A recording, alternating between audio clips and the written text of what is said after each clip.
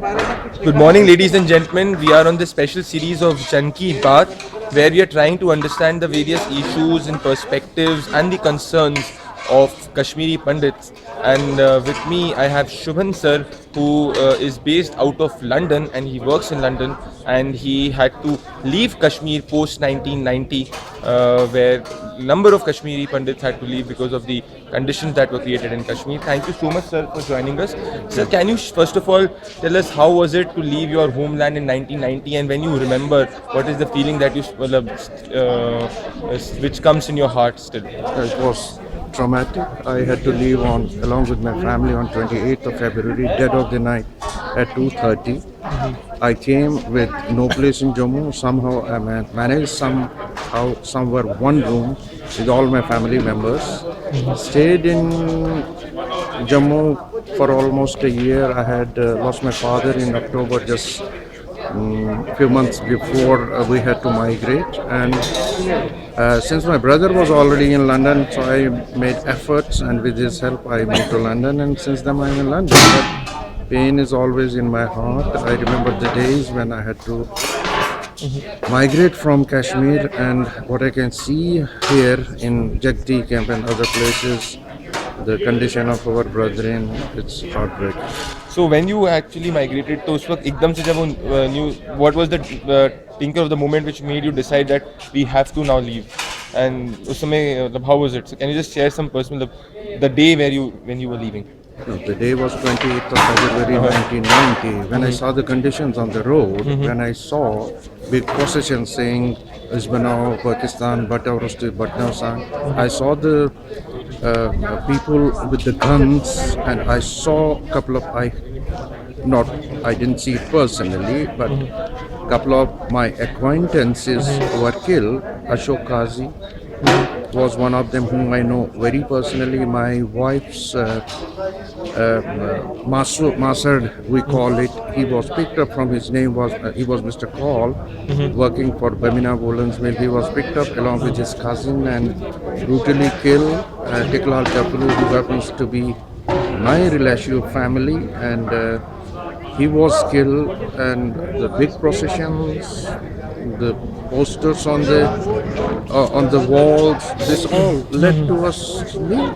So sir, now it's been 25 years, and what is the there has been the what is the basic the concern that the movement wants from the government, that at least that is minimum which should be recognized, because this is something which is very traumatic. We should be first of all recognized as internally displaced people.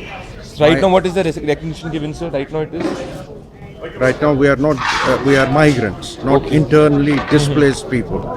We have to be recognized as internally displaced people, and we need better living conditions for our people in different places, in camps, and ultimately we have to go back. We have to be resettled, and the majority community rejected the concept of harmonious living.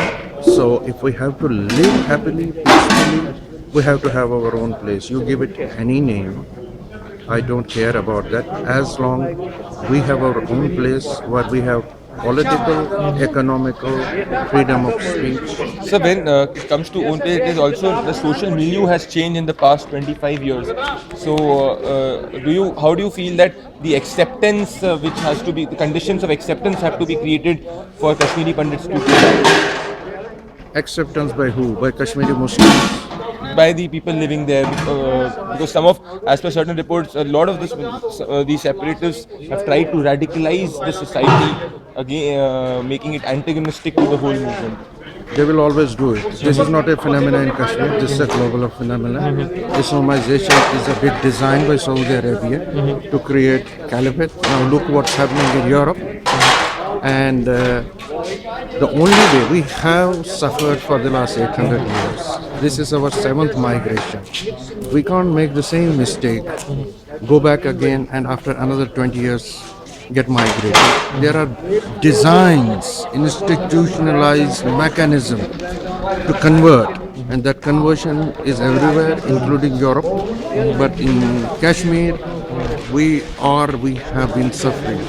So If we have to live happily, peacefully, with dignity, we have to have our own thing. Last question, sir. The youth of Kashmir that is watching you, the youth of India that is watching you, one line message, one line thing that you want to convey to them. Well, stay focused. Don't leave education. Education is an important aspect of any moment. They say घास भी काटना है तो पढ़े लिखे होके काटो. You have to be educated. Then and only then you can understand the nitty gritty of what's all happening around. So I wish you all the best and stay focused. Ladies and gentlemen, that is Subhan sir joining us, a Kashmiri Pandit who had to unfortunately leave his land. We hope, sir, that the day comes when there is more acceptance and the dream that you are trying to visualize is realized, because ultimately it's about India, it's about the Indian people. Thank you so much, sir, for joining us. Ladies and gentlemen, that is Jan Ki Baat. Thank you.